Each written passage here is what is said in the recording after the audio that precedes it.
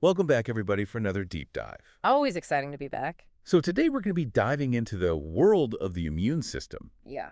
specifically how white blood cells are able to travel from the bloodstream to the tissues where they're needed. Right. It's like a cellular GPS system. Yeah, and the key players in this process are these fascinating molecules called selectins, Exactly. and they're responsible for orchestrating this intricate process of leukocyte extravasation. Yeah, that's the fancy term for white blood cells squeezing out of those blood vessels. That's a mouthful. Yeah, it is. So it's not just a free-for-all in there. Yeah. There's actual signaling happening. Oh, yeah, absolutely. Wow. There are three main types of selectins that we'll talk about: E-selectin, P-selectin, and L-selectin. Okay, and each of these is expressed on different cell types and binds to specific carbohydrate ligands Right. on the leukocytes themselves. Exactly. So where do we find each type of selectin and what are they latching onto? So E-selectin is found on the endothelial cells that line your blood vessels. Think of it as like the address on the vessel wall. Uh-huh. P-selectin is stored in little compartments inside endothelial cells and platelets, Oh, interesting. and it's ready to be deployed when needed. Like it's on call. Exactly. So it's just hanging out waiting for the signal. Yeah, and then L-selectin is actually found on the leukocytes themselves. Yeah. It's like their own little grappling hook. Oh, wow. Yeah. So the leukocytes, they're cruising through the bloodstream and they encounter these selectins on the endothelial cells. Right. What happens next? So that's when the rolling phenomenon comes in. Rolling. Yeah. Okay. The selectins mediate weak transient interactions with the leukocytes, kind of like Velcro. Uh-huh. This slows them down and allows them to sample the environment. So I'm picturing these white blood cells just kind of tumbling along like they're in a slow-motion washing machine. That's a pretty good analogy. Okay. Now, if those rolling leukocytes encounter signals of inflammation, things like cytokines Okay. released at the site of an injury or infection, Hmm? that's when things get really interesting. They slam on the brakes, right? Time for action. Exactly. Yeah. The selectin interactions become stronger, leading to firm adhesion. Uh-huh. And then the leukocytes, with the help of another family of adhesion molecules called integrins, Okay. start to squeeze through the gaps between endothelial cells and enter the tissue. So they've gone from rolling to now adhering Yes. and then actually squeezing their way through Right. to the side of the problem. Exactly. It's amazing. It's pretty cool. This is also coordinated.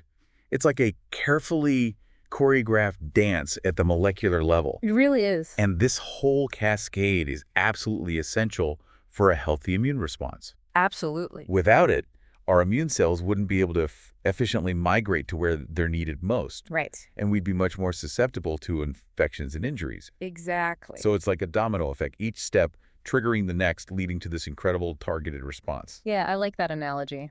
But I'm curious, what are the specific carbohydrate ligands that these selectins are binding to? Right. Are they all the same? That's a great question. Yeah.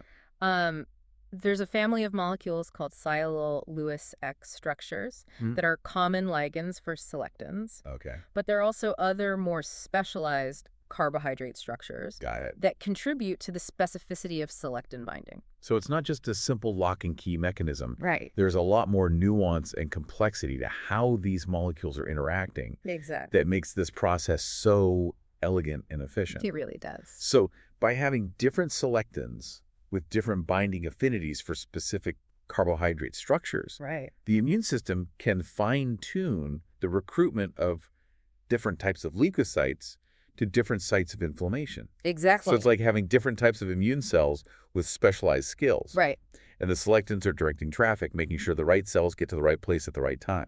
Wow, and this specificity is critical for a balanced and effective immune response. Yes. Too much inflammation can be just as harmful as too little. Right. So the ability to regulate leukocyte trafficking is essential for maintaining homeostasis, Absolutely. It's all about balance. as always. As always. Now, our sources also mention a signaling molecule called cyclic AMP or CAM-AMP. Okay. What is its role in all of this? So CAM-MP is a really interesting messenger molecule that's involved in a wide range of cellular processes. Okay. And what's particularly intriguing is this concept of CAM-P microdomains. Microdomains. Yeah. Okay, now you've got my attention. So traditionally we thought of CAM-P signaling as being global, meaning that once it's produced, it would just diffuse throughout the entire cell. But recent research, particularly in cardiomyocytes, Cardiomyocyte. those are the cells that make up your heart muscle. Okay. They've challenged this view. So there's more to the story than just a simple flood of CAMP-MP. Exactly. So the idea of microdomains proposes that CAM-MP signals are actually localized within specific regions of the cell. So like little pockets of CAM-MP activity, Right. each with its own designated function. Precisely. So even though it's the same molecule, it can have different effects depending on where it's acting within the cell. Exactly. That's amazing. Yeah, this compartmentalization allows for a lot more specificity in CAM-MP signaling, and it can explain how different receptors can elicit distinct responses, even when they're activating the same pathway. That's pretty elegant. It is. But how does this relate back to our immune cell trafficking story?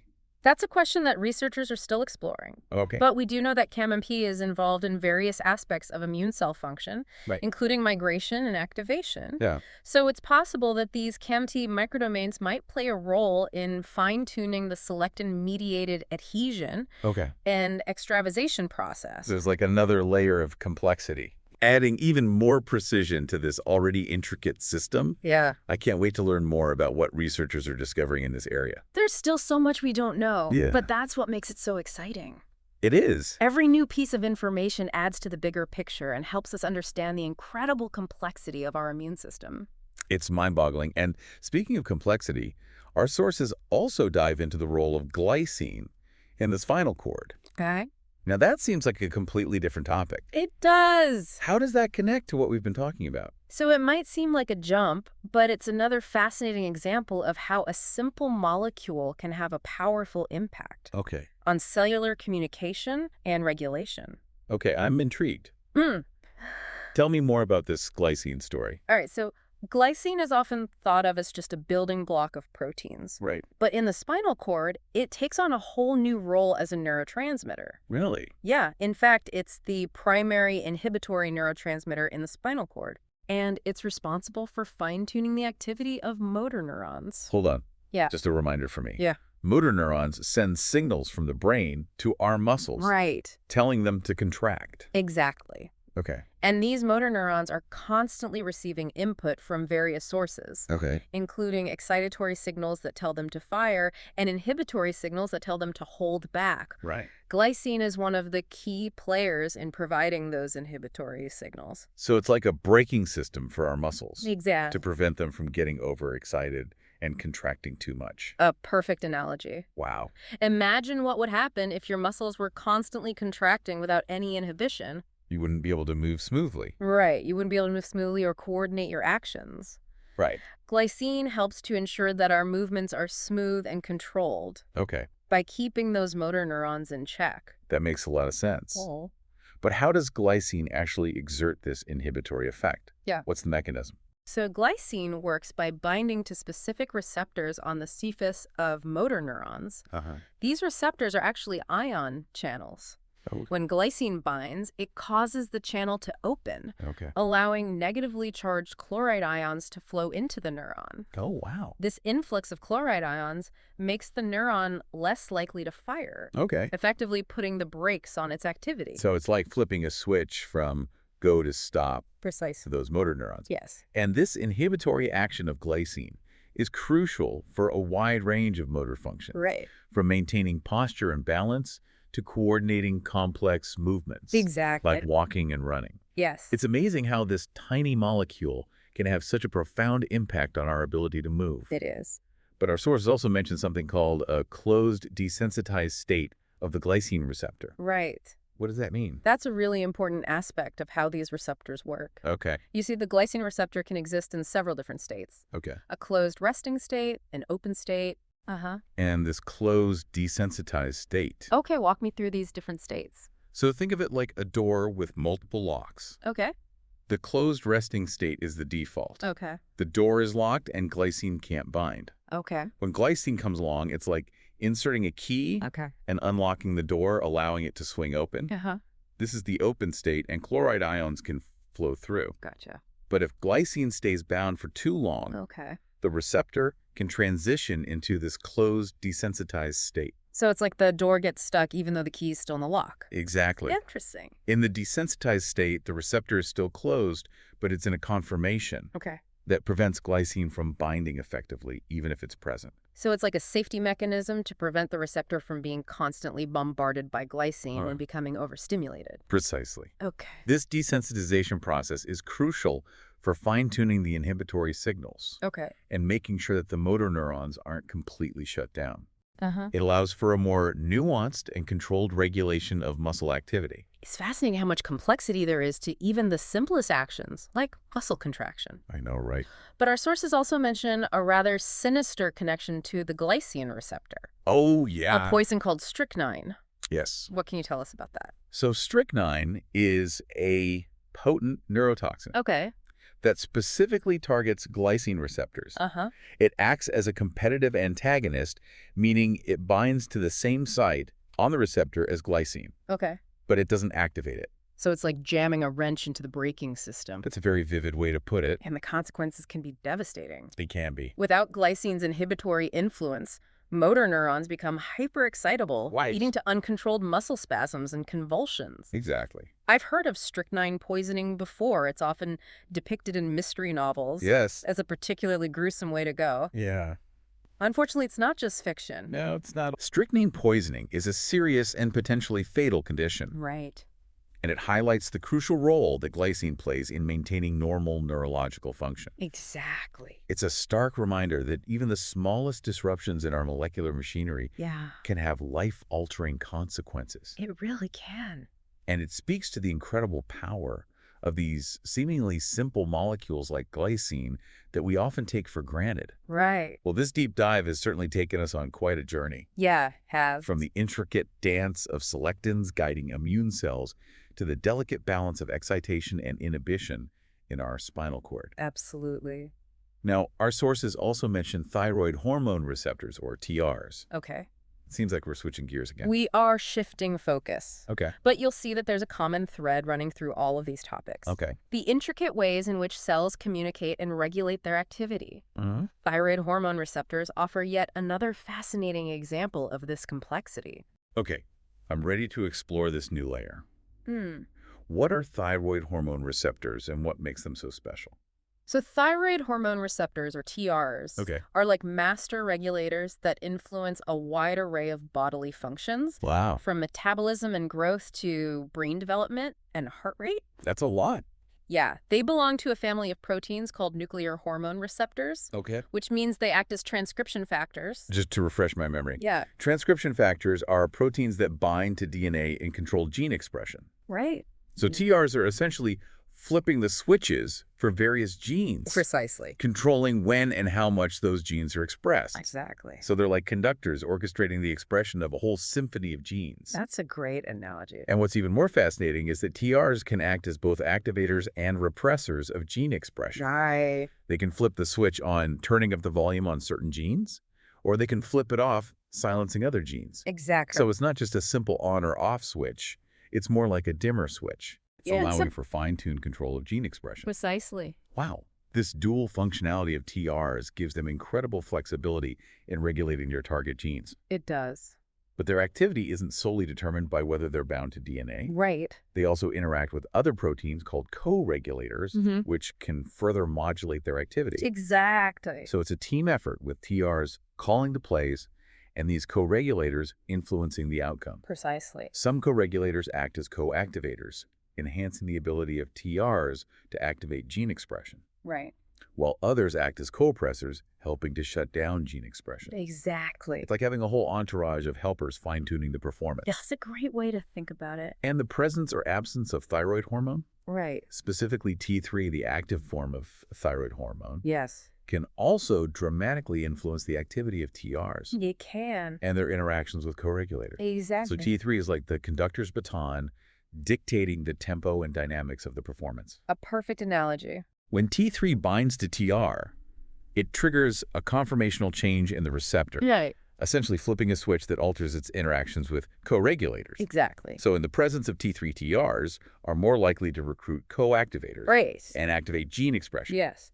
And in the absence of T3, they're more likely to recruit co-oppressors and shut down gene expression. Exactly. This dynamic interplay between TR's co-regulators and thyroid hormone allows for incredibly precise control over gene expression, It does. enabling the thyroid hormone system to regulate a vast array of physiological processes. It's incredible. This is all so incredibly intricate. It is. But before we get lost in the molecular details, let's bring it back to the bigger picture. Okay. What are the real-world consequences of TR malfunction? So malfunctioning TRs can have serious consequences for our health. Okay. One example is resistance to thyroid hormone, or RTH, RTA. a genetic condition caused by mutations in the TR gene. So even subtle changes in these molecular players can have significant ripple effects throughout the body. Absolutely. In RTH, the mutated TR doesn't respond to thyroid hormone as it should, Right. leading to a variety of symptoms, including developmental delays, growth problems, and metabolic abnormalities. Exactly. It highlights the importance of having these finely tuned molecular systems working properly. Precisely. And speaking of fine-tuning, our sources also mention a fascinating twist. Right. The potential for thyroid hormone to act outside the nucleus. Wait, I thought TRs were all about regulating gene expression within the nucleus. Right. What's this about cytoplasmic action? So traditionally, we've thought of TRs as being exclusively nuclear. Right. But recent research suggests that they might also have effects in the cytoplasm, Okay. potentially through interactions with other signaling pathways or cellular components. So TRs might be moonlighting in the cytoplasm, It's possible. influencing processes beyond gene regulation. It's a fascinating area of ongoing research. It is. These non-genomic actions of thyroid hormone add another layer of intrigue to an already complex story. Well, I'm already hooked. But before we delve into this potential cytoplasmic adventure, let's pause here for a moment. Okay. So we've been talking about these thyroid hormone receptors, TRs, and how they can act as both activators and repressors of gene expression. Right. It's this fascinating dual functionality. But you also mentioned that there's a potential for thyroid hormone to act outside the nucleus. Yeah, this is a newer area of research looking at the non-genomic actions of thyroid hormone. Non-genomic meaning not directly related to DNA. Exactly. Traditionally, we thought of thyroid hormone action as being solely in the nucleus, where the TRs bind to DNA and regulate gene expression. Right, but now we're seeing that there might be more to the story. Right. It seems that thyroid hormone and its receptors might also be involved in processes outside the nucleus. So what kind of things are we talking about? Well, there's evidence suggesting that thyroid hormone can influence things like ion channels and signaling pathways in the cytoplasm. So it's like TRs have a side hustle. Yeah, kind of. They're multitasking. And how do these cytoplasmic actions actually work? What's the mechanism? That's still being investigated. Okay.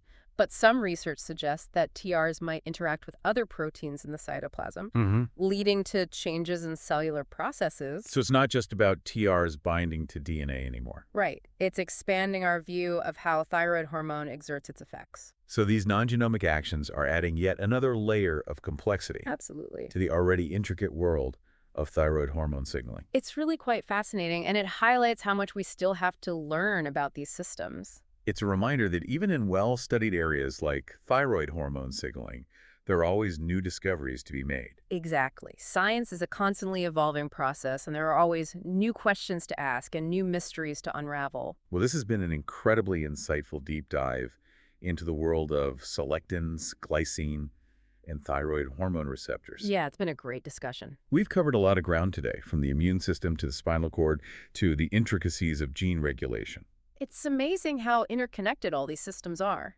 It really is, and it just goes to show that even seemingly unrelated topics can have surprising connections at the molecular level. Absolutely. Biology is full of fascinating surprises. So as we wrap up this deep dive, what are some key takeaways for our listeners? Well, I think one of the main takeaways is that our bodies are incredible machines with intricate systems working together. Yeah, we've seen how selectins guide immune cells to their targets, how glycine helps to regulate muscle contractions, and how thyroid hormone receptors orchestrate gene expression. Right, and all of these processes are essential for maintaining our health. It's also fascinating to see how researchers are using cutting-edge techniques like cDNA microarrays and transgenic mouse models to delve deeper into these molecular mechanisms. Yeah, these tools are allowing us to ask new questions and gain a better understanding of how our bodies work. And as we learn more about these intricate systems, we can start to develop new therapies for diseases that arise when these systems go awry. Exactly. That's the ultimate goal, to use our knowledge to improve human health. Well, this has been a truly enlightening deep dive into the world of cellular communication and regulation. It's been a pleasure. Thank you so much for sharing your expertise with us today. My pleasure. And to our listeners, thank you for joining us on this journey into the microscopic world. Until next time. Keep exploring. All right, so we've journeyed from the intricate dance of selectins guiding immune cells to the delicate balance of excitation and inhibition in our spinal cord. And now we're exploring this multifaceted world of thyroid hormone receptors. Right. And it's amazing how these seemingly disparate processes all come down to these precise interactions of molecules. It really underscores the interconnectedness of biology, Yeah. What might seem like isolated events at first glance are often linked in these fascinating ways. Absolutely. So I'm curious, what kind of research is being done to unravel these mysteries? How are scientists delving into these intricate molecular mechanisms? So researchers are using a variety of cutting-edge techniques. Okay. For example, cDNA microarrays are allowing them to study the expression of thousands of genes simultaneously. Wow. To see how thyroid hormone influences gene activity in different tissues. So it's like getting this panoramic view of the cellular landscape. Right. Seeing which genes are turned up or down in response to thyroid hormone. Exactly. And to really understand the specific roles of the different TR isoforms, right. TREA and TR, Yeah. researchers are using transgenic mouse models. Right. These models allow them to manipulate the expression of specific TRs and observe the effects on the animal's development and physiology. Exactly. It's like conducting a controlled experiment Right. to see how tweaking the conductor's instructions Yeah. changes the orchestra's performance. Yeah. Great analogy. And to get even more granular Yeah. and understand how core pressors work. Those molecules that help TRs repress gene expression. Yeah.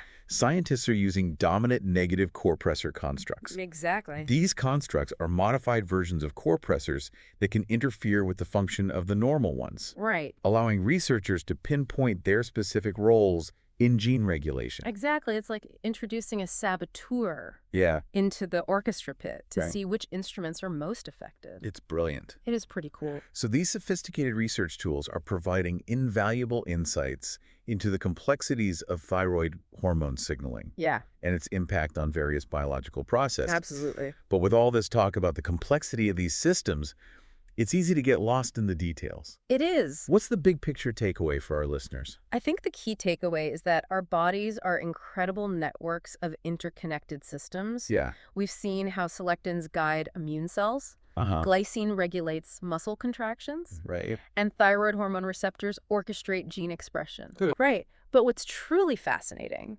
is that these seemingly separate processes are likely intertwined in ways we're only beginning to understand. It's like this vast web of interaction. Exactly. Where tugging on one strand can have ripple effects throughout the entire system. Precisely. And as we delve deeper into these molecular mechanisms, we're not only uncovering the secrets of how our bodies work, but also gaining insights into potential new targets for therapies to treat a wide range of diseases. That's the beauty of scientific exploration. The more we learn, the more possibilities open up.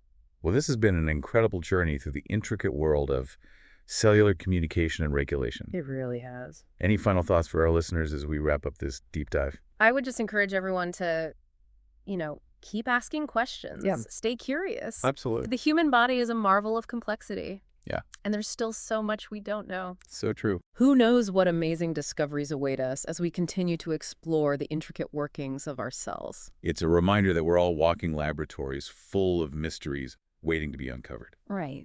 Thanks for joining us on this deep dive into the microscopic world. Until next time, keep exploring.